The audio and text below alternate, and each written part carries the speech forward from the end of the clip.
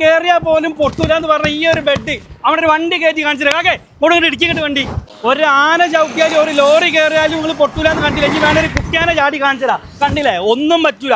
ഈ 6.5 bed 8 inch തിക്നെസ്സിൽ വരുന്ന spring bed 11,980 റുപ്യക്കാണ് നമ്മൾ കൊടുക്കുന്നത്.